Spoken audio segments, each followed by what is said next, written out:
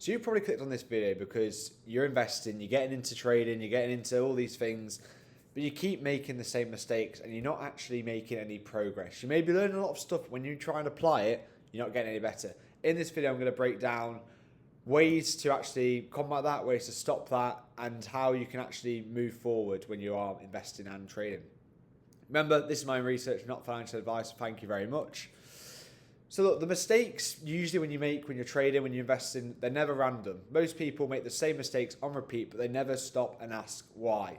They maybe buy on bullish news when really they're going to be the ones that you're being sold into.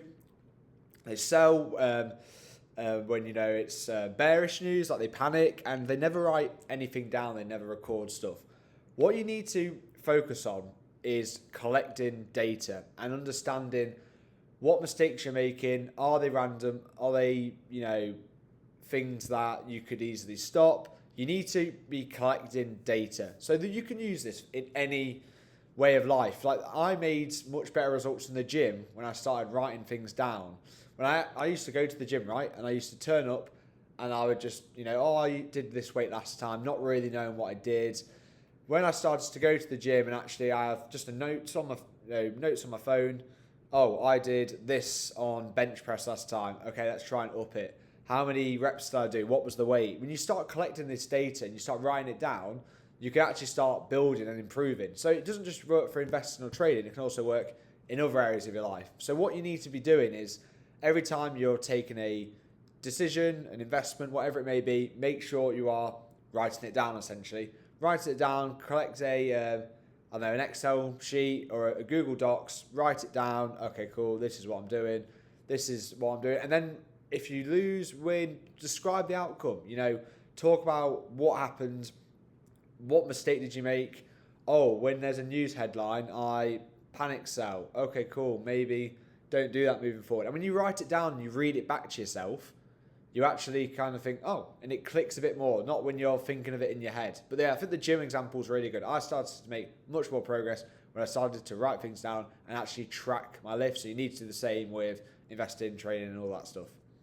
So you need to then collect that data and then review. So reviewing your process is the only way to stop making these mistakes. So you cannot improve what you do not track, right? So every decision needs a record. So write down every decision, review it regularly, weekly, monthly, quarterly, yearly, and then see what comes up. Make it visible, make it easy to read. You will probably be making the same 2-3 mistakes over and over and over again.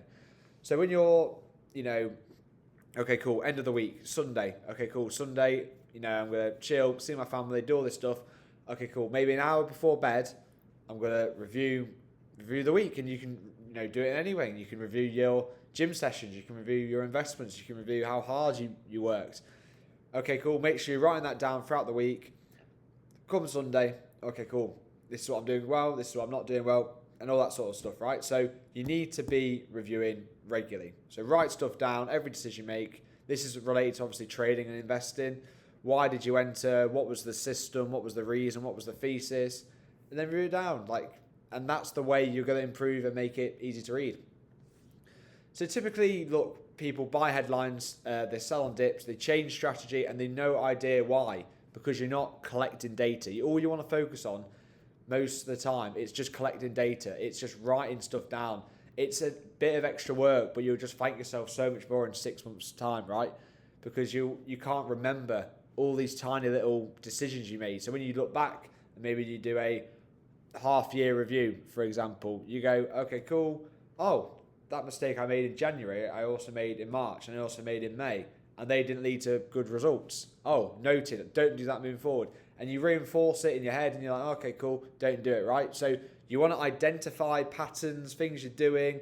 Like, one thing I realised I did last year, I used tons of strategies, and I realised that I had 5 trending systems that I was trading, and I was like, hang on a second.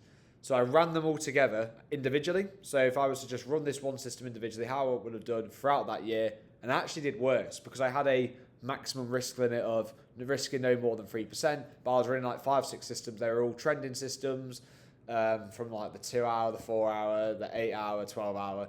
I only had the 16 hour the one day. right? And I realised, hang on a second, I'm using all these systems when they will fire off all at the same time, but I'm not taking some because, I might already be in one on another. I was like, oh, maybe if I just scale back the systems, scale it back down, make it easier for me to, go through, then I might get better results. And I ultimately did. And that was such a big turning point. And that all happened from just sitting down on a Saturday afternoon, staying in all day, obviously being boring, and just reviewing things and thinking, oh, if I do this thing and I get rid of this and I change that, I'm going to improve those. And I ultimately did, right? But that was because I tracked all that data, I had it written down, why I entered, what the system was, all these things, and I could just easily improve because I wrote it down and I knew the decisions I made because I collected the data.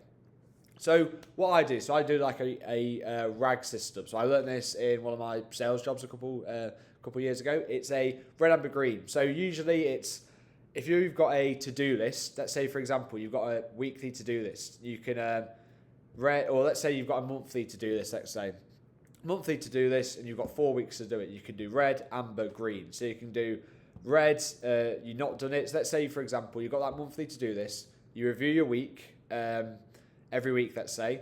Okay, cool. Coming to the end of the week, you green what you've done, you amber of what you started on, not finished, and then you red what you've not started yet, and you've got that visual. I did the same, and I applied the same to my trading, and it worked so well. So green went well, process followed, everything perfect, all that stuff. Amber would be like mixed results, so maybe it would be good, but maybe I would enter an hour late. So maybe I wasn't at the charts at the time, but okay, cool, it's an hour late, price is still around there, I'll enter. Or maybe good trade and all that stuff, but there was something off, and all that stuff. And then red would be not part of my process, made a real mistake, didn't place a stop loss, even though I had a winner, all these types of things. And that gave me a good visual, and then I did a column next to it, what was the mistake? And I could write down the amber and the red like mistakes that I made. And then over time, you're like, oh, I keep doing that. Don't do that. And then you'll eventually learn and not do it, right? So the RAG system, or the red, amber, green and stuff, is an easy way of doing it. You can do it in many areas, not just investing, but in other areas of life as well. Works really well. Definitely one to check out. So yeah, I like to do weekly, monthly, quarterly, and yearly. I'll probably do a 6-month review as well, just halfway through the year, see where I'm getting on from my goals that I set out throughout the year. But weekly, I'm logging everything, I'm rating it, and writing down the reason for, every red, every green, every amber, all these types of things, and I'm writing down what I learned throughout the week as well, and I'm, logging that. Monthly, you're going to have more of that data, so this is how it works. It's almost like the Russian dolls. I can't remember what they're called, but you got your small Russian doll, you got your weekly, and then you got your slightly bigger monthly, then quarterly, then yearly, and you can just scale that all in. So you do your weekly reviews, then when you go to your monthly, what I like to do is my weekly reviews, I put all into a Google Doc, and then when I do a monthly review, I can just review every single week in that doc, put it into another one. When I do the quarterly, I can review all the monthly ones. So I'll do 3 months monthly reviews, put them into a document, then I can do a quarterly review. Then at the end of the year, I've got the yearly. You get the picture, right? Makes things quicker. I can really spot things, but that's like a consistent process, right? So weekly reviews, they happen, monthly reviews happen, and they're not going to be perfect. Life gets in the way. You're not going to be able to do this at a set time all the time. Ideally, you find a time. It could be a Sunday, it could be a Monday where you do the weekly one. Monthly, you could do the first of the month, the quarterly, and so on and so forth. Yearly could be towards the end of the year, or like the 1st, 2nd of January, right? So that's what you can do it, right? But you just got to find something you can consistently do, because it's just building that habit, being consistent, and this is where all the improvement happens, and you're not just going to be second guessing yourself, right? So look, all the data referenced here, most of my own stuff, but Thinking Fast and Slow I also reference as well. So I do run a free newsletter, so the link for that will be in the description, and I will see you in the next one.